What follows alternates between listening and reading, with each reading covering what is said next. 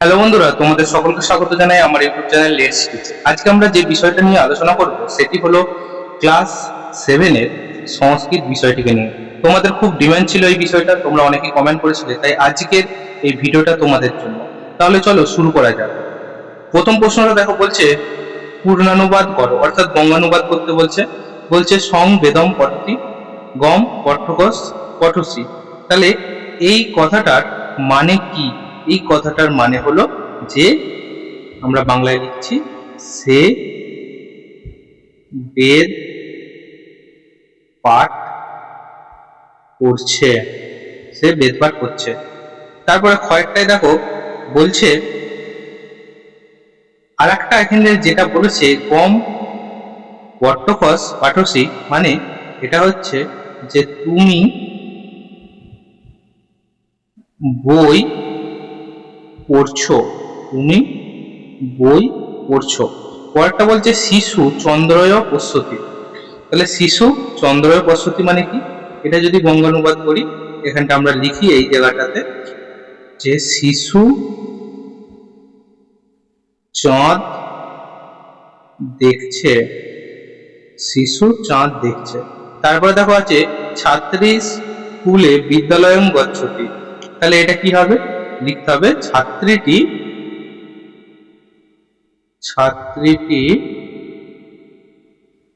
বিদ্যালয়ে যাচ্ছে, ছাত্রীটি বিদ্যালয়ে যাচ্ছে। তারপরে দেখো এটা যেটা দেওয়া আছে যে বিহগা কাননে পূজতি। তাহলে বিহগা মানে কি? পাখিরা, পাখিরা কানন, কানন মানে কি? কানন মানে হচ্ছে উদ্যান বা বাগান, আমরা লিখবো বাগানে ডাকছে।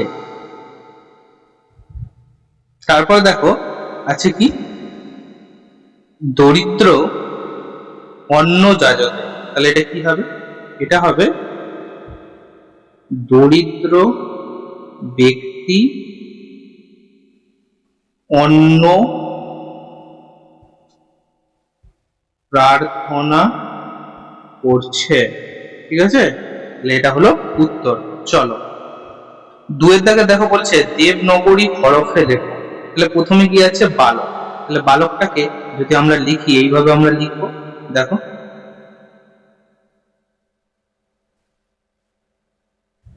বালক। তারপর কি আছে? গচ্ছসি। তাহলে গচ্ছসিকে আমরা এইভাবে লিখবো, দেখো প্রথমে আমরা গ বানাচ্ছি, তারপরে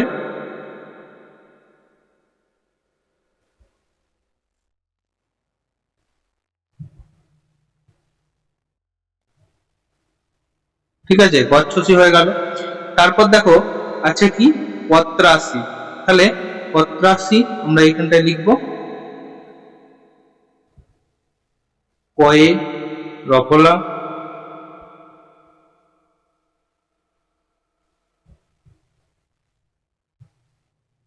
পরেরটা দেখো কি আছে? বিদ্যালয়ম। তাহলে বিদ্যালয়মটা আমরা লিখি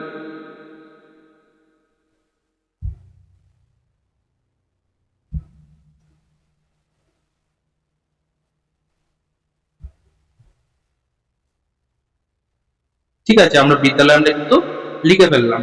পরে দেখো তিনেরটা বলছে সঠিক উত্তরটি বেছে নিয়ে বাক্যটি পুনরায় লেখো। তাহলে প্রথমটা দেখো কি আছে? বালক কর্তৃ, এটা কি হবে? বসতি, বসতি না বসত? তাহলে সঠিক উত্তরটা কি হবে? সঠিক উত্তরটা হবে বসতি। কিমপি মিথ্যা মা বদেহ, বদ নাকি বদেহ? তাহলে এটা কি হবে? এটা বদ হবে।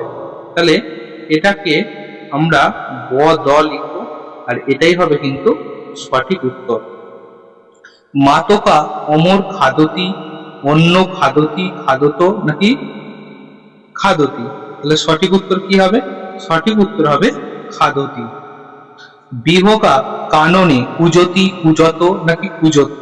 তাহলে সঠিক উত্তর কি হবে?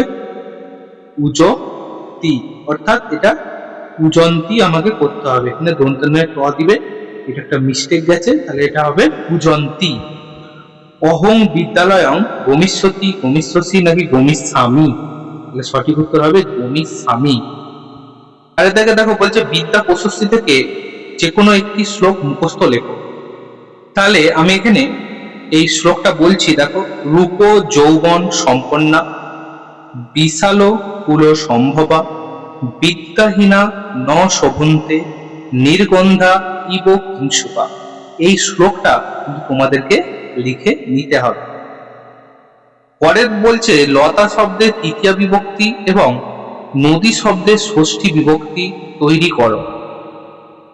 দেখো, লতা শব্দের তৃতীয়া বিভক্তির মধ্যে কি বলছে? লতা শব্দের এক বচন হচ্ছে লতয়া, দ্বিবচন হচ্ছে লতাভ্যাম এবং বহু বচন হচ্ছে লতাভি বা লতাভি। তাহলে তোমরা এখান থেকে কিন্তু করে নিতে পারবে। পরেরটা বলছে নদী শব্দের ষষ্ঠী বিভক্তি, এক বচন হলে নদ্দা, দ্বিবচন হলে নদ্য আর বহু বচন হলে নদীর নাম বা নদীর নাম। পাঁচেরটা বলছে ধাতুরূপ লেখো, দা ধাতুর লট মধ্যম পুরুষ, তাহলে এক বচনে হবে যচ্ছসি, যচ্ছথ দ্বিবচনে এবং বহু বচনে হবে যচ্ছথ। পট ধাতুর লট প্রথম পুরুষ, এক বচন হবে পঠতি, দ্বিবচন হবে পঠত। ঠিক আছে, চলো ছয়ের দাগের কি বলছে দেখো। ছয়ের দাগের বলা হচ্ছে যে সংস্কৃতে অনুবাদ করো, আমি দান করি। তাহলে আমি দান করি এটা সংস্কৃতে অনুবাদ করলে কি হবে? এটা হবে অহং দদামি, অহং দদামি। ঠিক আছে, পরে বলছে ছেলেটি যাচ্ছে, তাহলে ছেলেটি যাচ্ছে এটা আমরা কি লিখবো? এটা লিখবো যে বালক গচ্ছতি, বালক গচ্ছতি। বনে বাঘ থাকে, তাহলে এটা কি হবে? বনে ব্যাঘ্র বসতি, বনে ব্যাঘ্র বসতি। ঠিক আছে, চলো তাহলে বন্ধুরা আজকে আমরা সেকেন্ড সামেটিভ ইভ্যালুয়েশন 2026 এর ক্লাস 7 এ সংস্কৃত বিষয়টি নিয়ে আলোচনা করলাম। ভিডিওটা যদি ভালো লাগে অবশ্যই চ্যানেলটিকে সাবস্ক্রাইব করো, ভিডিওটিকে লাইক করো। তাহলে দেখা হচ্ছে অন্য কোনো ভিডিওতে অন্য কোনো দিন। After all thanks for watching, best of luck.